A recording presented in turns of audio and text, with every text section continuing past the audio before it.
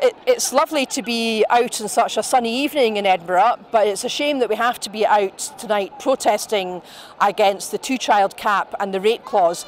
Well more than a year since Alison Thewlis, my colleague at Westminster, first spotted it in the small print of a Tory budget. Very glad to see such a huge demonstration today and so many people still coming along 1 year after the rape clause came into force to show their opposition to this vile and despicable policy.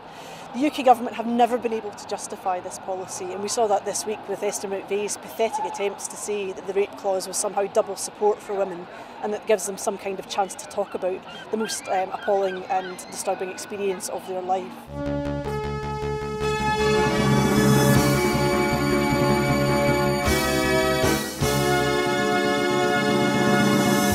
As you can see behind me, we're at the very beginning of the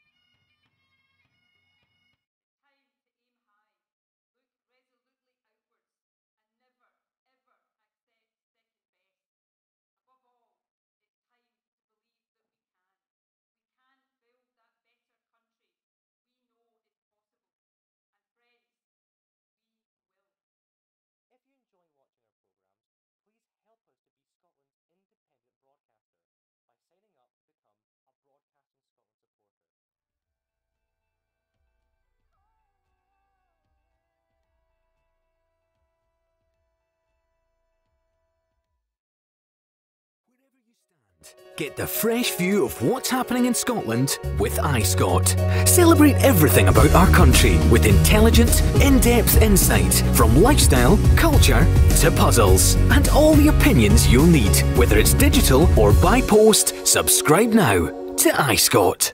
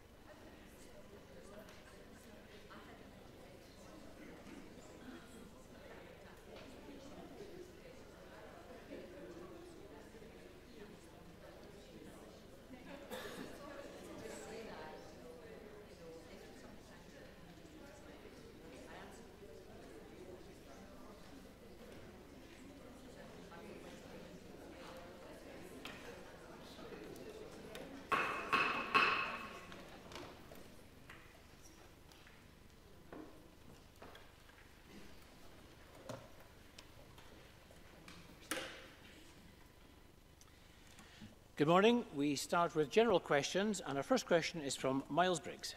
Thank you, Presiding Officer. To ask the Scottish Government what progress is being made with the introduction to access for thrombectomy in Scotland. Cabinet Secretary Jean Freeman.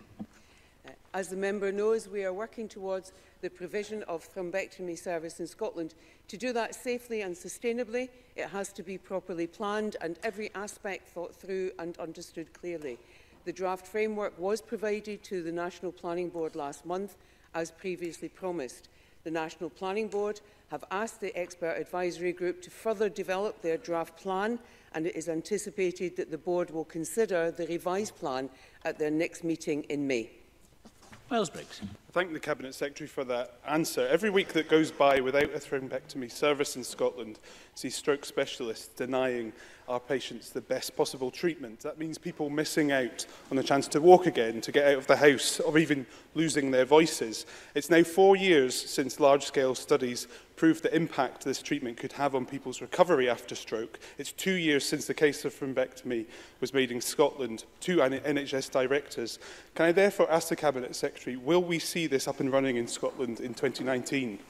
Cabinet Secretary. I'm sure the member will appreciate that it is not for me, who is not a clinician, to second-guess expert clinical opinion.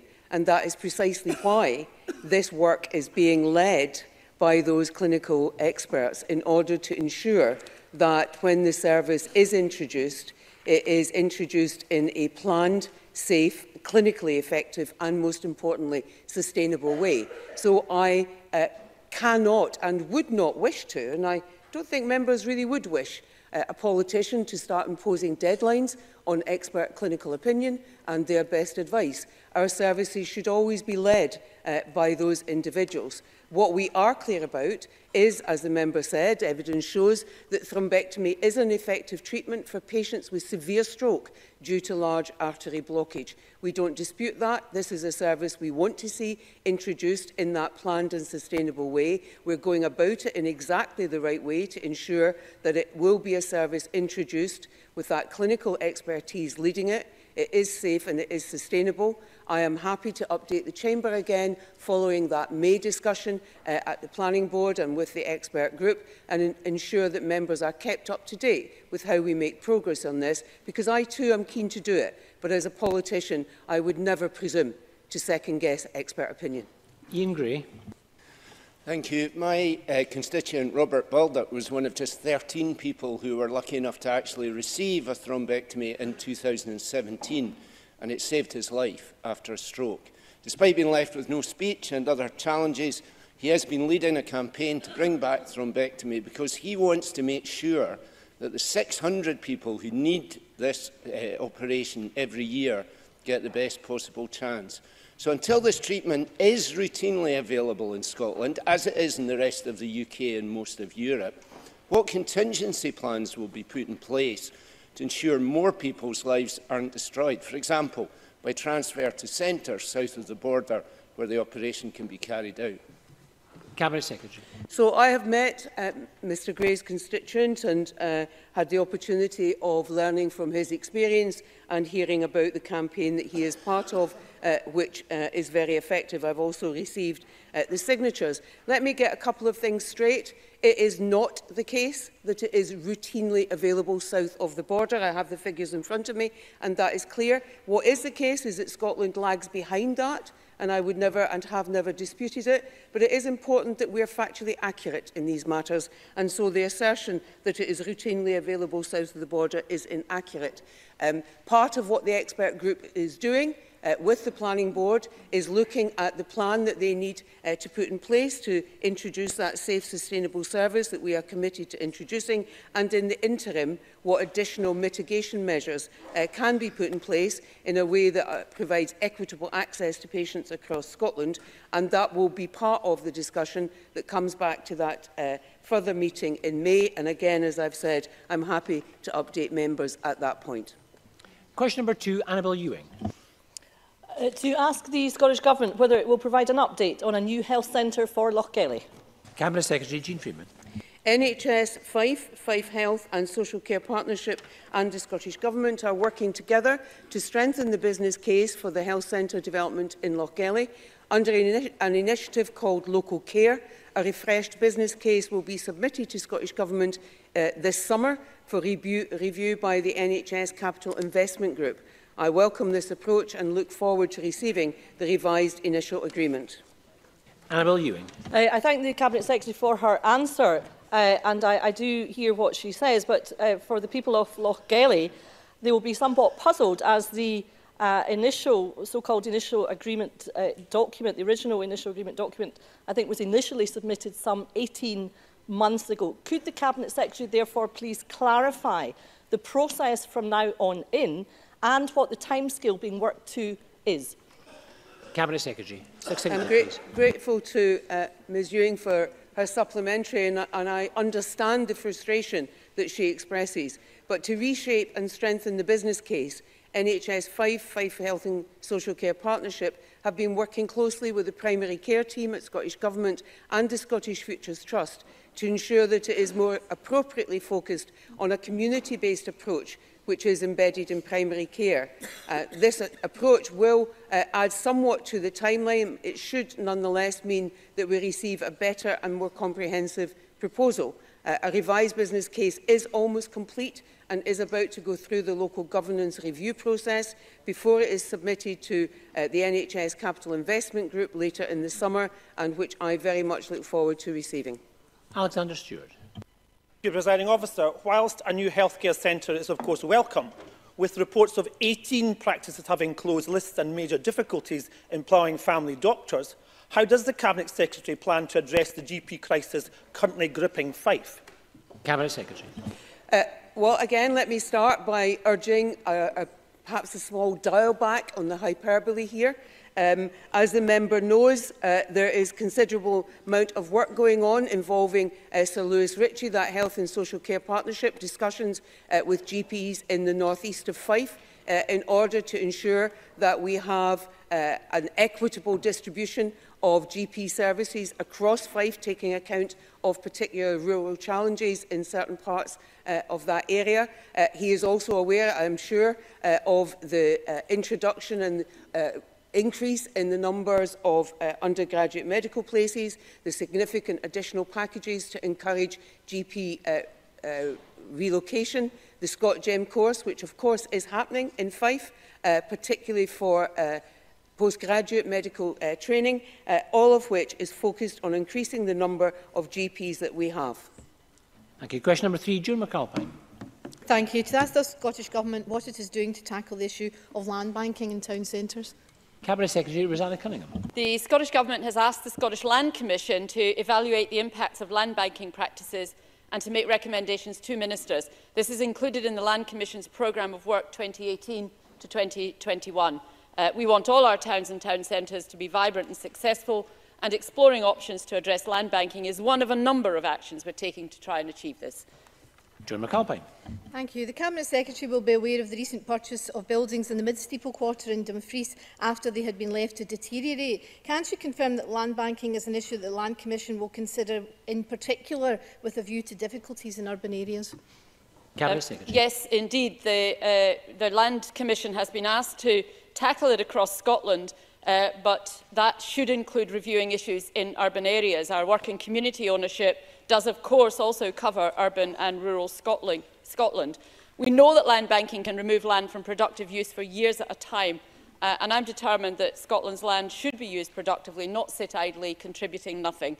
So the Land Commission is looking at various issues that are thwarting our efforts to make sure that everyone in Scotland benefits from land, including land banking.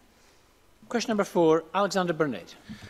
Thank you, Presiding Officer. And can I ask the Scottish Government how it is working with stakeholders to improve its autism strategy? Minister Claire Hockey.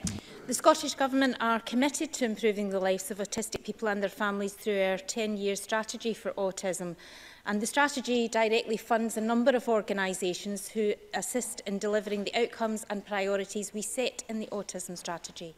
This includes the extensive work of the Autism Network Scotland, Inspiring Scotland and NHS Education Scotland, alongside specific projects with other public bodies such as the Care Inspectorate. The work of the strategy is increasingly being informed and developed and implemented with the involvement of autistic people's organisations and autistic individuals. Over £2 million is spent each year directly supporting stakeholders in a number of national and local initiatives around Scotland, with each initiative contributing to the implementation of one or more of the outcomes identified in the 2018 Outcomes and Priorities document. Alexander Burnett. Can I thank the Minister for that answer? Can the Minister confirm if spending on autism has gone up or down for this year in comparison to last year? Minister. This Government is committed to mental health and is committed to improving the lives of people with autism and their families.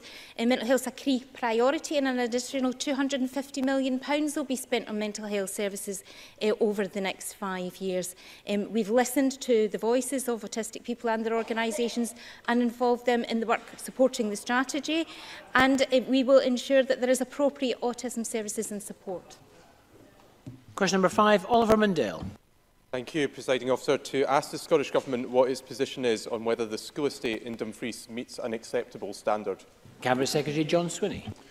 Presiding Officer, according to the latest published National School Estate statistics, 87% of Dumfries and Galloway Council schools are in good or satisfactory condition.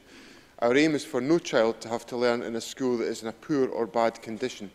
Through the Schools for the Future programme, Dumfries and Galloway Council has been awarded significant funding of £24.5 million towards 3 school projects. Oliver Mundell. I thank the Cabinet Secretary for that answer, but does he accept that after over 10 years of SNP government, it's pretty appalling that school children in Dumfries are still asking me why they've got leaking roofs, mouldy walls, windows that won't shut, and there's no prospect of a new school in sight. Minister, Cabinet Secretary. I obviously am concerned about the conditions that Mr Mundell recounts, but I remind Mr Mundell that he's apparently a supporter of localism, and local authorities carry the statutory duty and responsibility to maintain their school estate. Now, while the government has, we've assisted in that respect, because when this government came to office in 2007, the proportion of schools in a good or satisfactory condition was 61%. 61%. It's now 87% as a consequence of the investment that this government has made. So I'm absolutely delighted to work with Dumfries and Galloway Council to try to address these issues. I had a very constructive meeting with Councillor Elaine Murray, formerly a colleague of us within this Parliament, and also with Councillor Rob Davidson, to constructively address and give them advice about how we might help them to support the development of their school estate. And of course, as Mr Mundell will know, although he's not been prepared to lift a finger to vote for any of the provisions that would actually allocate any money to local authorities on this question, the government is committed to £1 billion worth of investment in the school estate. So before Mr Mundell comes here with the usual whinging critique of everything, I ask him to think that perhaps he could make a contribution to the process by voting for the government's budget, as opposed to playing fast and loose with the public finances of Scotland. Emma Harper. To ask the Scottish Government for an update on the Scottish Government's discussions with the Dumfries and Galloway Council officials regarding the reopening of the North West Community Campus in Dumfries. Cabinet Secretary. Well, I obviously discussed this issue with the leader and the deputy leader of the Dumfries and Galloway Council when I met them on the 12th of February. The Council expects that the Langland Special School pupils will return to the campus on the 20th of March, with nursery and primary pupils returning in the week commencing the 25th of March, and secondary school pupils will return once the SQA diet is completed in the week commencing the 3rd of June. Question 6 has been withdrawn. Question 7, Liam MacArthur. Thank you. To ask the Scottish Government whether it supports the principle of fair funding for internal ferry services in Orkney and Shetland. Minister Paul Wheelhouse. The Scottish Government understands the significant financial challenges that can fall on individual local authorities and remains committed to the principle of fair funding in the provision of ferry services and ferry infrastructure. As part of this commitment, this year's budget has made available a further £10.5 million in support for internal ferry services, bringing the total support provided for this purpose in the last 2 years to £21 million. Liam MacArthur.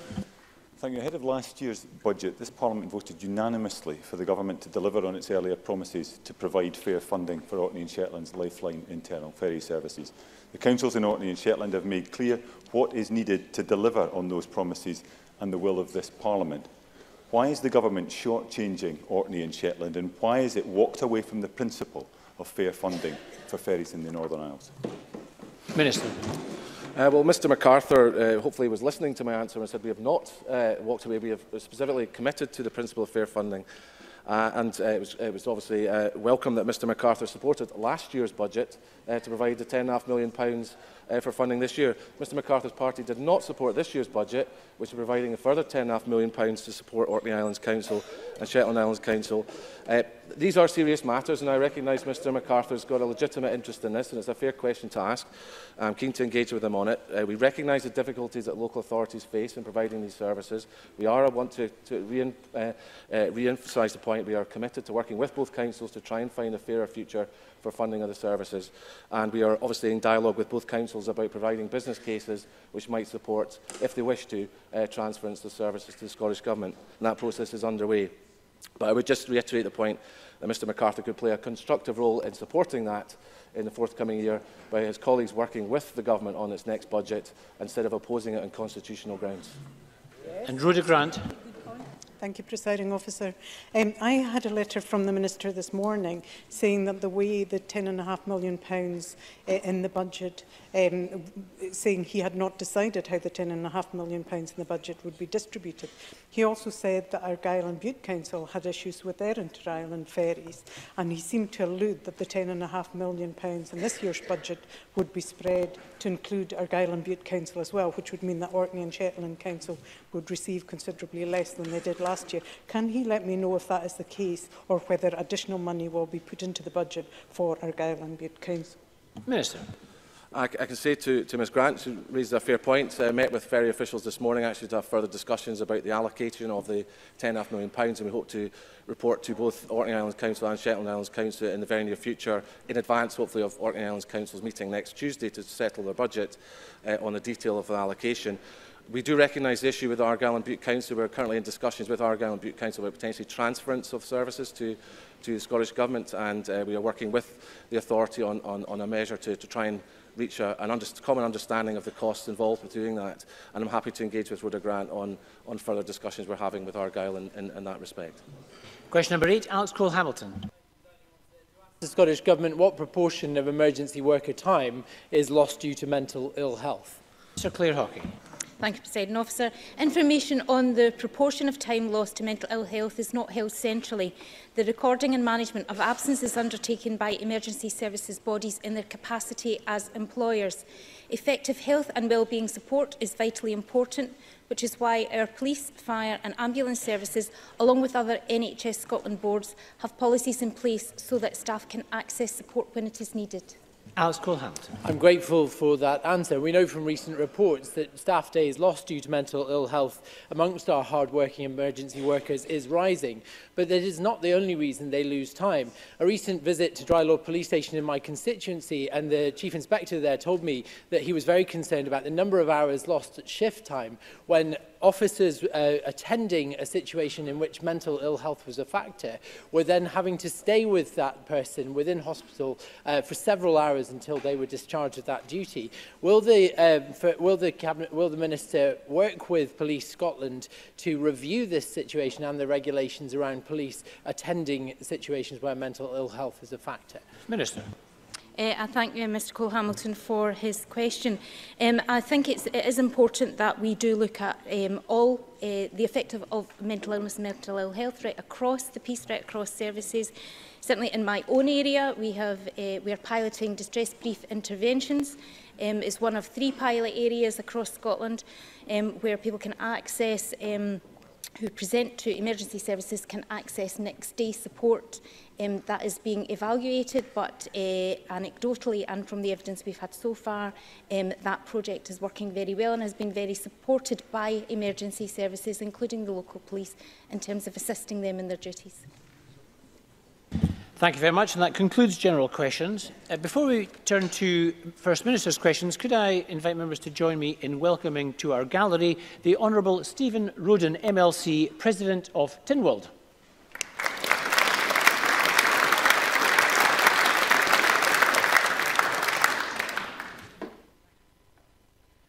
Thank you. We turn to First Minister's questions. Question number 1, Jackson Carlow. Thank you, Presiding Officer. How would the First Minister characterise her legal guarantee to treat people within 12 weeks being missed in a quarter of all cases? First Minister. Well, as Jackson Carlow is well aware, he certainly should be aware of it, this Government is investing record sums in the National Health Service. We also see record numbers of people working in the National Health Service, but demand for our National Health Service is rising. That is ensuring rising demand is ensuring pressure on waiting times. That is exactly why we have in place the Waiting Times Improvement Plan, which is backed by £850 million of dedicated resources, and the first resources of that have already, of course, been allocated by the Health Secretary. I regret the fact that there are people who are not being treated within the treatment time guarantee, but I would also remind Jackson Carlow that since that guarantee was introduced, over 1.7 million patients received their treatment within the required timeframe. Patients who perhaps would not have been treated within the 12-week timeframe had that guarantee not been in place. Jackson Carlow. Well, frankly, the First Minister missing her legal guarantee in 1 in every 4 cases is surely an unqualified failure. The First Minister talks about the efforts being made now, but let's look at her record in reducing waiting times. For example, last year the previous Health Secretary launched a big new campaign to recruit much-needed radiologists into Scotland, vital if we are to reduce waiting times. We now learn that this campaign resulted in the recruitment of just 5 staff. No wonder we saw a 38% rise in the number of us waiting for over 6 weeks for diagnostic tests in just the last year. Why should we have any faith in this government's promises now, when we know previous much-hyped promises have flopped? First Minister. Well, in terms of radiology, as I hope Jackson Carlaw is aware, radiology is actually experiencing right now acute shortages worldwide, not just in Scotland. That is why we have increased training places in Scotland, and it's why we are acting to improve recruitment. It's also worth noting, I think, that since this government took office, consultant radiologists have increased by 45.4%. And by 2022, we'll have increased specialty training places in radiology by approximately 75% from 2014 levels, and the International Radiology Recruitment Campaign launched in 2018 generated interest from clinicians around the globe, and health boards are now finalising a number of offers of appointment. So I hope Jackson Carlaw will have the good grace to welcome some of that. Before I finish this answer, Presiding Officer, I just want to draw attention to the Chamber, and indeed to Jackson Carlaw in particular, to a letter that's in today's Times newspaper, signed by 24 medical professionals across Scotland. And I just want to quote it to Jackson Carlaw. As doctors, nurses and healthcare professionals from Scotland, we see the damage Brexit is already inflicting on our treasured National Health Service. The loss of thousands of European staff has led to crippling staff shortages. So I take my responsibilities seriously. When are the Tories going to take their responsibility for the damage they are doing to our National Health Service? Jackson Carlaw.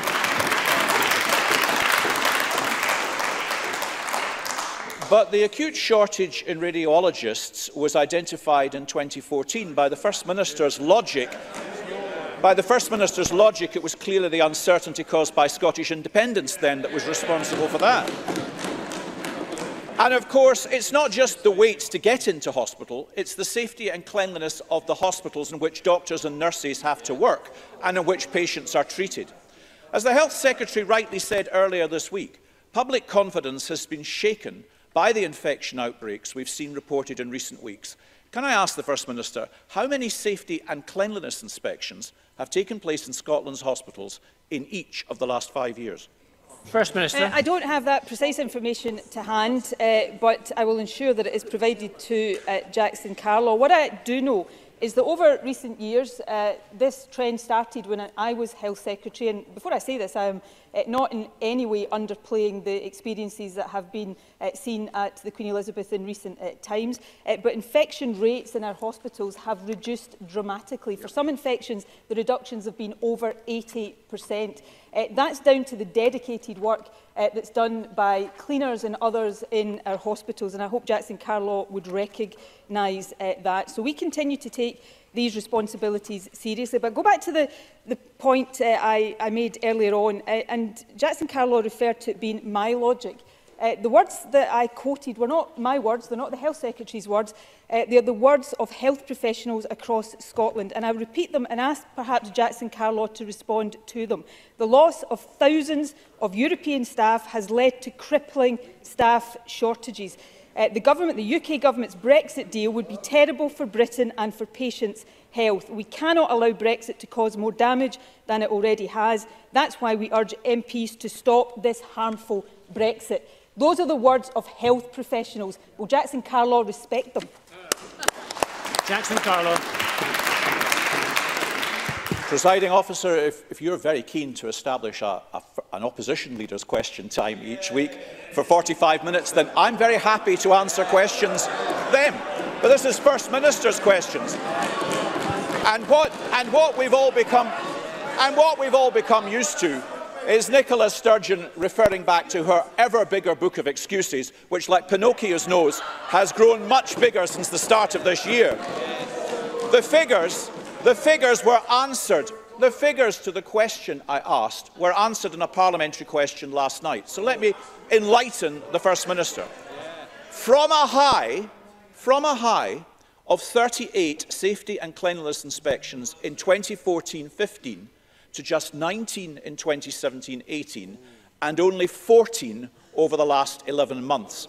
Less than half the number of just 5 years ago. Whatever excuses are given by the First Minister, I think most people will conclude that's also a failure and it's unacceptable. So can I suggest that when this government legislates to set a guarantee, it meets it, and that when people lack confidence in the cleanliness of hospitals, the record under the Scottish Government isn't to cut the number of inspections by half? Doesn't the First Minister agree?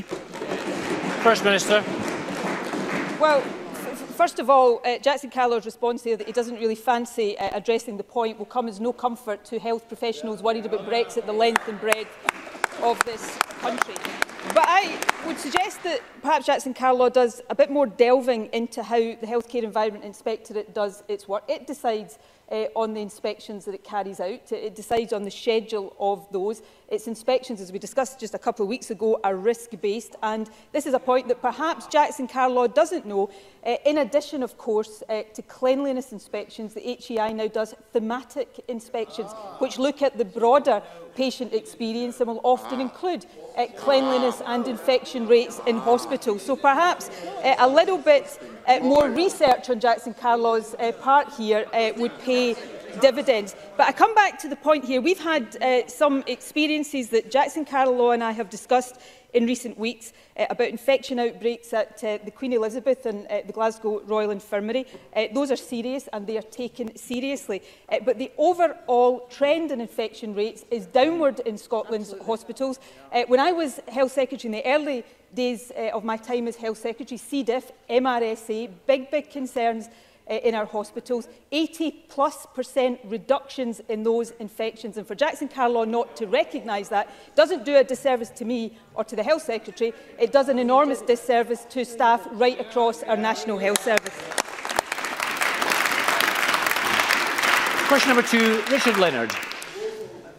Presiding Officer, the 45-day consultation to decide the future of the Caledonia Railway Works in Glasgow ends in just 4 days' time. So time is running out.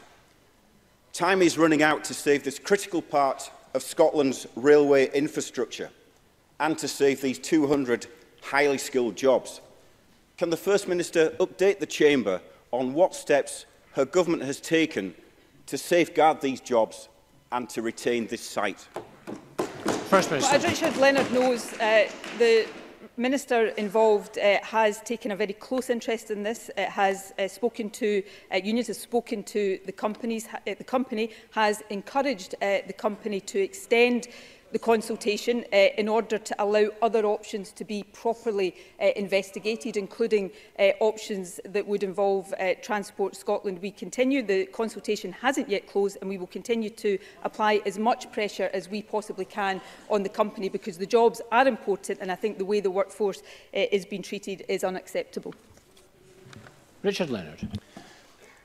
It's a good decision, and I'm glad we've reached this outcome, because it allows us to protect not just the asset, but the jobs that directly and indirectly depend on it. That's what Nicola Sturgeon said after she took Prestwick Airport into public ownership in 2013. If it was good enough for an airport then, why is it not good enough for our railways now? First Minister. Well, Richard Leonard should understand and appreciate, I hope, that before we can take a decision like the one we took around Prestwick Airport, which I think was a good decision at the time, we have to undertake due diligence. We have to look at all of the different aspects. And that is why we have encouraged this company, Gemini Rail, to extend the consultation, because the current consultation period is too short to allow any serious exploration of alternative options. So I would hope Richard Leonard would join with me now, even at this late stage, in asking the company to extend that, because we are prepared to look at all options for this, and we will continue to do that, because as Richard Leonard has just demonstrated there, we do have a good record, an interventionist record, when it comes to saving industrial jobs across the country. Richard Leonard. But First Minister, this consultation ends in just 4 days' time. And I wrote to you almost 4 weeks ago, stressing the urgency of the situation. And you have said nothing in response. The workers and their unions are awaiting a proper response as well. And so out there in the real world, what is at stake are people's livelihoods and a national transport asset. So will you take decisive action? Will you step in? And will you bring the Caledonia Railway Works back into public ownership? First Minister. Well, in terms of saying nothing, I think Michael Matheson has led 2 parliamentary debates in this. There has been ministerial discussion and engagement on this, and we will continue to look at and consider all options. But I say to Richard Leonard, in all seriousness, the consultation timescale is not within my gift. It's not me that has set that. It is not the government that has set that. We continue to call on the company to extend that timescale. It's worth noting that the Works has an order book for ScotRail train refurbishment that runs until July, so there is absolutely no need to proceed so quickly and as quickly as the company is doing. Scottish Enterprise is working towards having a rail engineering hub at one or more locations across Scotland where heavy maintenance or innovation can take place. Work on that is underway, and Scottish Enterprise have been carrying out discussions with the site owner on how these works could fit into that strategic hub idea. So we will continue to look positively at all options. But I asked Richard Leonard to join with me in calling on the company to extend the consultation. So if he has, I can't remember if he has one more question, perhaps he can take the opportunity now to do so. But as we have done at Prestwick, as we have done in a range of other cases, we will always act in the best interest of workers and jobs across the country. Okay, we have a few constituency supplementary questions. The first from Claire Adamson. Thank you, Presiding Officer. First Minister, I would like to raise a constituency case of a young woman with whom I met recently. In 2015, at the age of 17, and after the tragic death of her mother, my constituent took on the responsibility for caring for 2 of her younger siblings. North Lanarkshire Council Social Work Department were in full knowledge of her circumstances and indeed visited my constituent's home to assess its suitability prior to her siblings moving in. However, since 2015, and despite verbally seeking support on a number of occasions, my constituent has never been able to access additional financial support as a kinship carer. Does the First Minister agree with me that this case raises serious concerns that vulnerable families may be failing to access the support to which they are entitled? First Minister. Well, can I thank Claire Adamson for raising this tragic case. It is indeed a sad and tragic situation for all 3 siblings, and I know everyone here will recognise the circumstances that Claire Adamson has shared with us. I know from speaking to kinship families the impact that bereavement has on children and carers, and it is really important that everyone involved is able to access the support that they are entitled to. We would expect a local authority to carefully assess the needs of a carer and children in a situation such as this, and to consider what support, financial or otherwise, is appropriate. The Scottish Government funds Citizens Advice Scotland to provide a specialised advice service, including information on financial and legal matters, and we continue to work with social security colleagues, including those at Westminster, to ensure that kinship carers can access a range of benefits to alleviate the additional costs of caring. And I would be happy to ask the Minister to speak with Claire Adamson to see if there is any further assistance and help the Scottish Government can offer in this particularly tragic case. Peter Chapman, to be followed by Claire Baker. Presiding Officer, to ask the First Minister what the Scottish Government's response is to the recent figures showing over 9,000 people were waiting beyond the 12-week target for inpatient or day case admission within NHS Grampian. And does the First Minister recognise that this figure has been rising every year and it is now 8 times higher than it was in 2013? that the NHS Grampian is the worst funded health board in Scotland, with a shortfall of £239 million over the past decade, based on your own official figures? And does the First Minister agree with me that the people of the North East deserve much better? First Minister. Well, as I said in response to Jackson Carlaw, waiting times are not as good as we want them to be, or as good right now as patients deserve them to be. That's why we have the Waiting Times Improvement Plan in place, backed by the £850 million of dedicated resources that I've already spoken about today. And the Health Secretary will continue to work with health boards to ensure that we see the improvements that need to be made. We do know there are record resources going into the health service and all health boards. We know there are record numbers of people working in our health service, but the rising demand is creating that pressure, and we must respond to that pressure. Finally, I would, as I have done frequently in this chamber, simply remind the Tories again that had we followed their advice in budget decisions this year and last year, we would be grappling with a situation right now where we had £550 million less to invest in our public services and our national health service in particular. I know the Tories don't like that, but it is a fact, and it's one that I think it is about time they started to face up to. Claire Baker, to be followed by Oliver Mundell. Claire Baker. Thank you. This week, the awarding of contracts for the Moray East and the Kincardine offshore wind projects were announced, and so far BIFAB have received no work. It is over a year since the yards, which were on the brink of closure, were purchased by DF Barnes with support from the Scottish Government, and there has been no employment at the 5 yards or contracts since then. GMB and Unite are warning that the 5 yards could end up with nothing, as we see Scottish renewable projects being awarded to overseas companies and the Scottish supply chain being squeezed out. Could the First Minister provide her response to this situation and give an update on expectations for the future of the yards in Fife? First Minister. Well, can I thank Claire Baker for raising this issue, which is extremely important and one very close to my heart. Of course, it is important to note that BIFAB have secured a contract to fabricate 150 pin piles for the Moray East project. That contract will be at their Arnish yard and provide work for 90 people, which will start next month in March.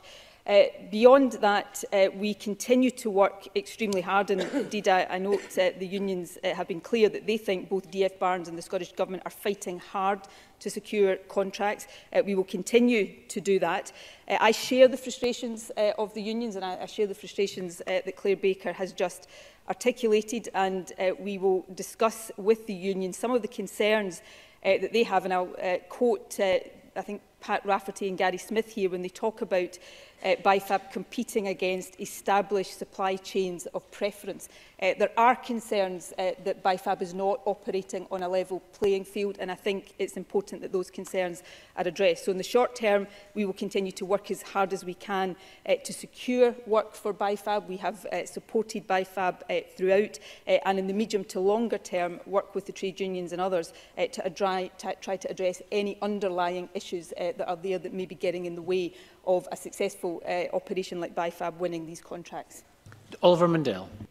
Thank you, Presiding Officer. Does the First Minister agree with me that it's totally unacceptable for 1,000 patients to be transferred to a different GP practice in another town due to GP shortages? And following the closure of another GP practice, will the Scottish Government commit to reviewing GP provision in Upper Annandale? First Minister. Well, in terms of the particular local issue, I'll ask the Health Secretary to look into that and to respond to the member. Of course, health boards have a duty to ensure that there is GP provision for all of the patients that they serve, and as the member will be aware, the Scottish Government is taking a range of actions, from increasing places at medical schools to increasing GP training places to incentive schemes to increase the GP workforce, and will continue to invest in those initiatives to address some of these shortages that do occur. Question 3, Patrick Harvey. Thank you. The Government this week published its transport figures, and they make for grim reading. We're all aware of the urgency of our environmental crisis and the impatience that people are expressing, from school strikes to climate scientists. Nobody has looked at the February heatwave without recognising this is not normal. We need to change the way that we live and do it urgently, and transport is one of the areas where the Scottish Government has been repeatedly told it needs to do better. Yet we're seeing more road traffic, more air traffic, less bike use and less public transport use. Transport emissions have gone up 5% in the last 5 years when they should be going down. What's the government getting wrong on transport, and what's it going to change? First Minister. Well, I actually agree with the broad thrust of Patrick Harvey's question, so I want to come on to where I agree in a second, but just a couple of points to note, which I think give better context to this. There have been increases in traffic volumes, and I'll return to that, but it is worth noting that greenhouse gas emissions from road transport are lower now than they were in 2007. In terms of aviation, while we are seeing also an increase in aviation, aviation currently accounts for less than 5% of total Scottish emissions, and of course we're one of the few countries anywhere in the world that include aviation emissions in the calculation of our overall climate change targets. But generally speaking, I agree. It is important to encourage people to look at different modes of transport.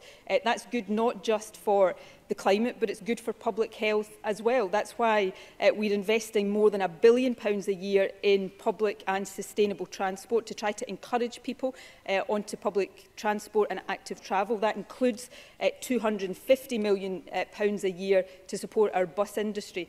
We'll continue to make those interventions and look for improvements where we can. The Transport Bill, of course, aims to give local transport authorities more flexibility around bus services.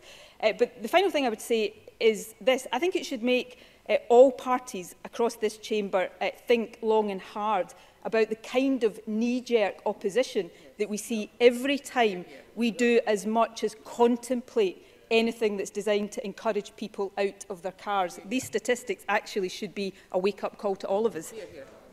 Patrick Harvey. Well, the First Minister says that the government is encouraging public transport use, but we're still seeing a shift away from public transport use and toward car use, so it's not working. And the First Minister also says that we're counting our aviation emissions. Yes, we're counting them, but we're not cutting them. Counting them is only any use if it helps us to cut them. The reality is that transport emissions as a whole have not been going down, they've been going up. There's been no reduction at all since that long-term 30-year trajectory around which we've been supposed to be cutting our emissions right across the economy. So we're still shifting away from public transport and active transport and toward car use when we should be going the other way. When will the government address the fundamental lack of any attempt at traffic demand reduction in its transport and climate change plans? First Minister.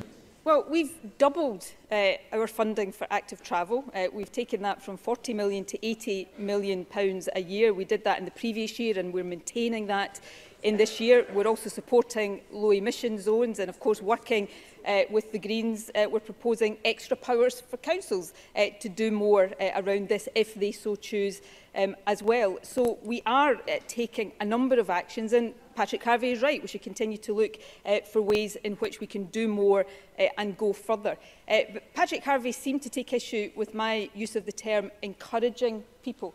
You know, people do have choices around this. We cannot force people to use one form of transport over another. What we can do is invest in the alternatives, which we are doing, and to make it as attractive as possible for people to use methods of transport other than cars. We will continue to do that. I hope we will continue to have the support of the Greens. And I do think there is a challenge to other parties here whose knee-jerk opposition to initiatives sometimes get in the way of all of us trying to do the right thing. Question number 4, Willie Rennie. In June 2017, I asked the First Minister about treating waiting times in our hospitals. She told me she was making targeted investment and was making sure improvements happen, but it got worse. In October 2018, I asked again. This time the First Minister told me she had a funded plan that would substantially reduce waiting times. So on Tuesday, was the First Minister surprised that waiting time performance fell yet again? First Minister. No, I wasn't. And actually, if Willie Rennie had read the Waiting Times Improvement Plan, he wouldn't have been surprised at that either. It is regrettable that we are where we are with waiting times, but we set out very frankly the challenge and the trajectory that waiting times improvement would take. It's all set out there in black and white in the Waiting Times Improvement Plan. We are making targeted investment. I've referred twice now to the £850 million of investment to back that plan. Just last week, the Health Secretary announced almost £30 million, including, for example, extra money to Forth Valley Hospital to deliver 2 new theatres by October this year, which will bring additional capacity for 1,500 more joint replacements. By June this year, the hospital will have a second MRI scanner to allow 8,000 more diagnostic examinations to take place per year. The Golden Jubilee will purchase an additional CT scanner, which will be operational by next month, March, which will provide an additional 10,500 images annually. So these are the targeted investments that will deliver the improvements in waiting times that the improvement plan set out very clearly. Willie Rennie. But it's been 8 years since this law was passed, and it's been 8 years of excuses just like that. It seems the longer that people have to wait, the bigger the excuses from this First Minister. Nicola Sturgeon told us her patient rights law was the way to cut waiting times, but it is just flim-flam. Tricking patients doesn't get them treated any quicker. The law is broken 200 times every day. 13,000 were waiting, now it's 18,000.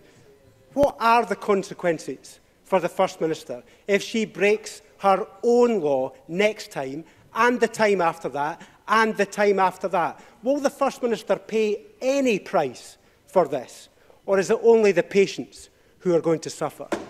First Minister. Well, we'll continue to focus on doing the job that we are elected to do as a government, which is to deliver the improvements that are set out in that plan.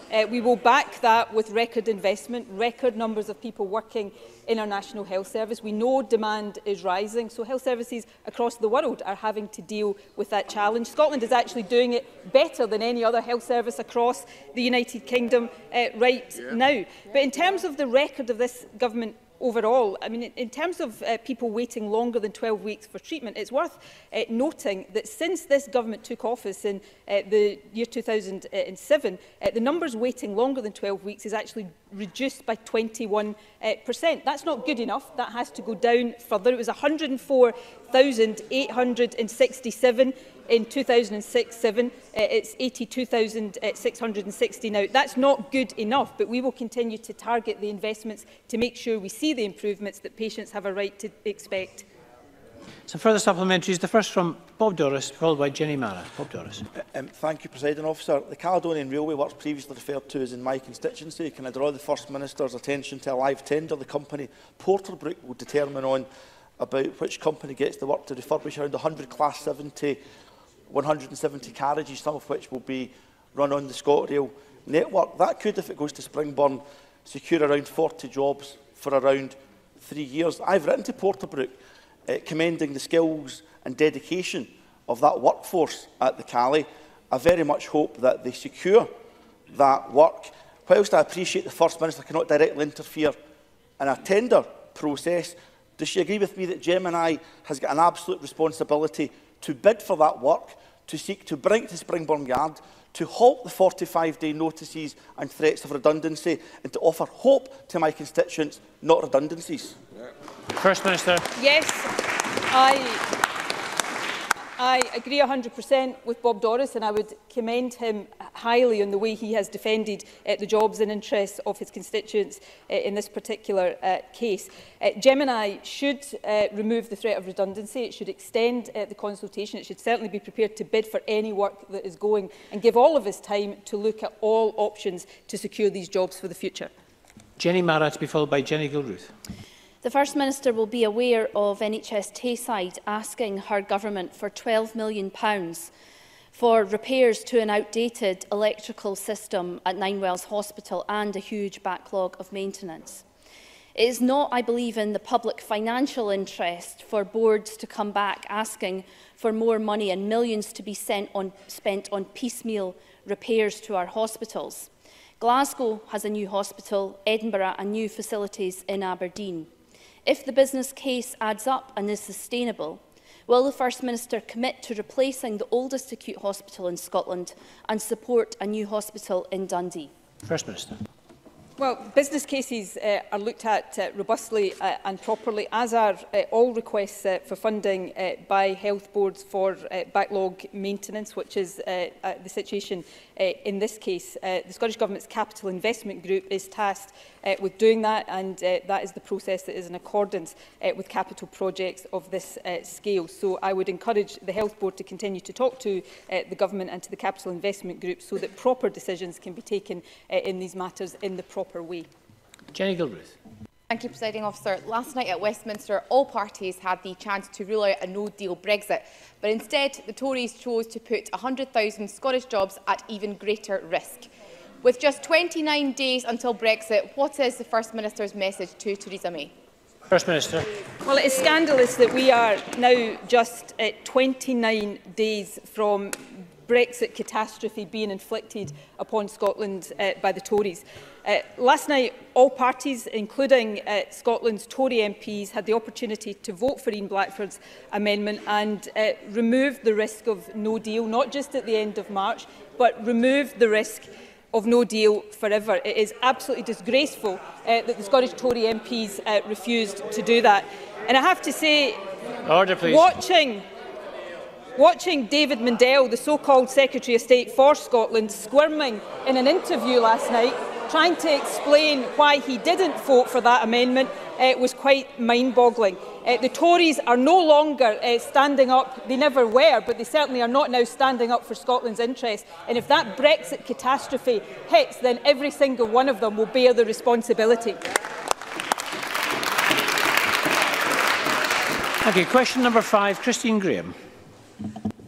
Thank you, Presiding Officer. To ask the First Minister whether the Scottish Government is confident that it will end traditional black bag waste and a range of recyclable materials being buried in the ground by its target of 2021. First Minister. Well, since 2012, there has been a statutory duty to recycle in Scotland, so recyclable material should not be going to landfill nor to energy from waste. Scotland has already met relevant EU targets. However, our forthcoming ban on biodegradable municipal waste to landfill from January 2021 deliberately goes further and sets a marker for our environmental ambitions. As such, it is disappointing that there is uncertainty around the readiness of some councils to deliver this.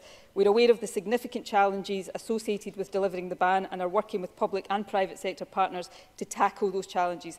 Our focus now is on working with authorities who do not have a solution in place to identify ways that they can comply with the ban as soon as possible.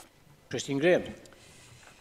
I thank the First Minister for her answer. On challenges, can I advise the First Minister that having recently purchased a small musical toy torch with whirly coloured lights for granddaughter aged 1, it took me at least 20 minutes to remove it from its packaging with the aid of a Phillips screwdriver, I would add. Illustrating yet again that fighting packaging seems a losing battle. Even the humble turnip is now pre-wrapped, for goodness sake. What can the Scottish Government do to reduce idiotic and wasteful packaging, perhaps starting with toys and turnips, which would certainly help reduce its targets by 2021? First Minister. Well, I should perhaps begin by saying I'm relieved to hear that the toy torch with whirly coloured lights was for Christine Graham's granddaughter. But on the serious issue, I agree that plastic packing is something that we all need to tackle. The Government is committed to substantially reducing unnecessary and difficult to recycle packaging to reduce rates. Earlier this month, we, along with other UK administrations, commenced a consultation on reform of packaging producer responsibility across the UK, ensuring business meets the full cost of managing packaging at end of life. And that consultation will run until the 13th of May. In the meantime, we will continue to explore how any new arrangements might best be given effect, including how they align with our plans to introduce a deposit return scheme for drinks containers in Scotland. Horace Golden. I declare an interest with respect to my previous work within the environment sector. Presiding Officer, there is genuine cross-party concern that many environmental targets will not be met, in part due to a failure to take an evidence-based approach when setting targets and indeed subsequent weak implementation plans. For example, banning plastic straws without knowing their weight and volume, cutting food waste by a third without knowing how much food waste there was, and now the 2021 waste to landfill ban. Would the First Minister accept that our environment targets and implementation require a robust, evidence-based approach? First Minister. I have to say it is a bit rich for any Tory to stand up and talk about evidence bases and the importance of environmental action, given the knee-jerk opposition to workplace parking, discretionary powers for councils that we've seen in the last couple of weeks. But on this, we will always act in an evidence-based way. And in terms of the 2021 ban, I think that is right, because it sets a level of ambition that we should all be working towards. And of course, 14 local authorities already have a long-term solution in place, and that includes our major authorities like Glasgow, Edinburgh and Dundee. So our focus now will be working with those authorities who don't have a solution in place so that we can identify ways for them to meet that target as quickly as possible. Question number 6, Liz Smith. To ask the First Minister what engagement the Scottish Government plans with the SQA to prevent possible strike action during the forthcoming summer exams. First Minister. Well, I would urge the SQ and unions to continue constructive discussion to reach a resolution. The Deputy First Minister met with the SQA's Chief Examiner just yesterday and sought assurances that the SQA is taking all appropriate measures to ensure that the exam diet is not disrupted, and we will continue to monitor the situation closely. Liz Smith. Could I thank the First Minister for that response? Parents and pupils across Scotland are already, quite rightly, very worried about the possibility of strike action with some teachers, and now they have this additional worry that there could be strike action at SQA, what I think the Chamber would agree would be quite the worst time in the school year. 6 days ago, in the Herald newspaper, a member of the SQA was quoted as saying that they have in place robust contingency plans. So could the First Minister tell parents and pupils exactly what the Scottish Government believes these contingency plans to be? First Minister. Well, there is an annually updated contingency plan in place to respond to any scenario that might pose a risk to the qualification system, and the Deputy First Minister will be happy to write to Liz Smith with more detail of that. But of course, we want to ensure that that contingency plan here is not required, and that should be our focus. I think it should be noted that the proposed ballot at the SQA is of a relatively small number of staff, around 1 in 10 of their roughly 1,000 staff. That said, industrial action would not be in the interest of young people. That's why I do urge the SQA and the unions to continue the discussions to reach a resolution, and we will remain in touch with the SQA on this matter. On the wider issue of teachers, the offer that has been made to teachers in terms of pay is the best offer that has been made to any group of public sector workers, not just in Scotland but anywhere in the UK. It would see teachers' salaries in April of this year increase by a minimum of 9% compared to current salaries, and I hope we can reach a resolution of that dispute in the near future as well, because it is not in anybody's interest to see industrial action in any part of our education system. Jackie Bailey.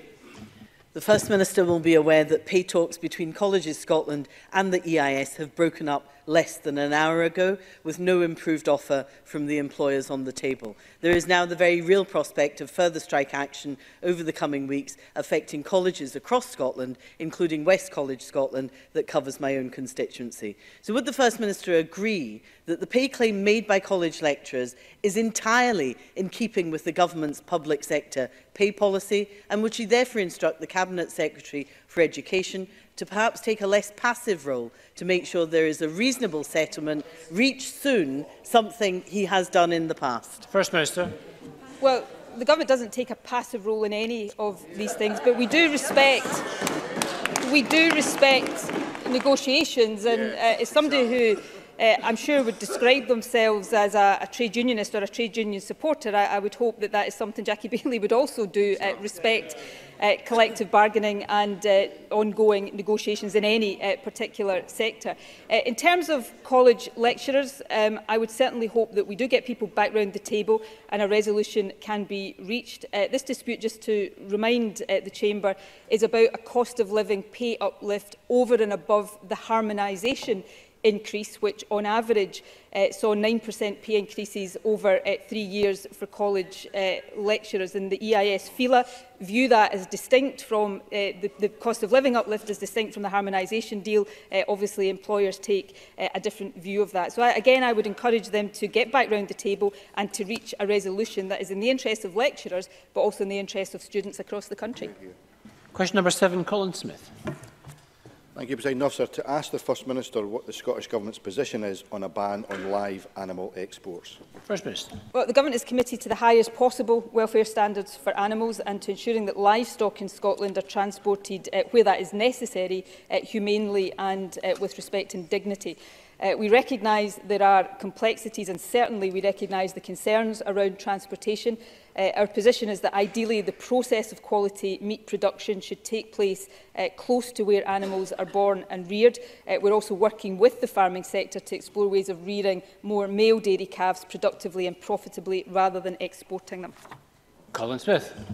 I thank the First Minister for that answer, but does the First Minister agree that the scenes of weeks-old unwanted calves being transported hundreds of miles for hours on end from Scotland to Ramsgate to then be shipped abroad purely for slaughter, potentially in countries whose animal welfare conditions are inferior to our own, does nothing to enhance the reputation of Scotland and our vital agriculture industry? Is the First Minister really satisfied with the conditions those calves are being transported in?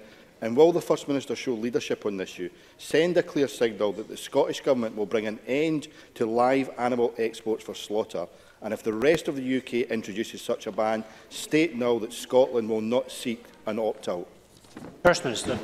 Well, firstly, there is currently no transport of livestock from Scotland to continental Europe for immediate slaughter. There is transport for rearing, and that's where, as I said in my initial answer, we are exploring alternatives to that so that more male dairy calves can productively and profitably be reared here rather than being exported. It's also important to point out that there are very high standards of welfare in place, and we expect all legislation and rules on the transport of livestock to be adhered to. The Animal and Plant Health Agency approves export journey plans on behalf of Scottish ministers, and it investigates any non-compliance with those plans. We do recognise the concerns that have been raised, and we're committed to working with the sector to explore alternatives to live exports. In terms of the possibility of a ban, the Scottish Government consented to the UK Government's call for evidence on proposals to ban export to slaughter, and we await the result of that review before deciding what further action should be taken. Thank you very much, and that concludes First Minister's questions. We're going to move on shortly to members' business in the name of Alexander Stewart on World Hearing Day and Hearing Awareness Week 2019. But before then, we'll just have a short suspension to allow the gallery to clear, to allow members and ministers to change seats. A short suspension.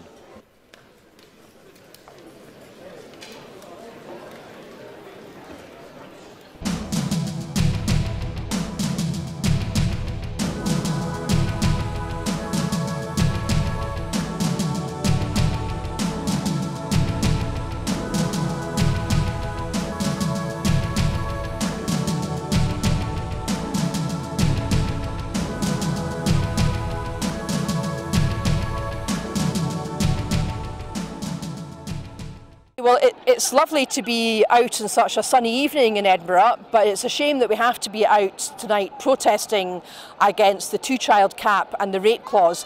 Well more than a year since Alison Thulis, my colleague at Westminster, first spotted it in the small print of a Tory budget. Very glad to see such a huge demonstration today and so many people still coming along 1 year after the rate clause came into force to show their opposition to this vile and despicable policy. The UK Government have never been able to justify this policy, and we saw that this week with Esther McVeigh's pathetic attempts to say that the rape clause was somehow double support for women and that gives them some kind of chance to talk about the most appalling and disturbing experience of their life.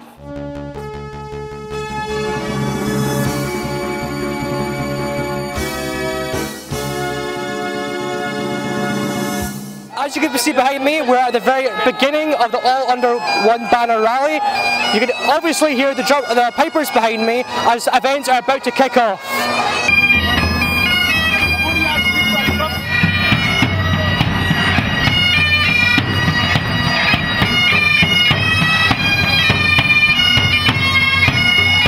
It's time to aim high, look resolutely outwards, and never, ever accept second best. Above all, it's time to believe that we can. We can build that better country we know is possible. And friends, we will. If you enjoy watching our programmes, please help us to be Scotland's independent broadcaster by signing up to become a Broadcasting Scotland supporter.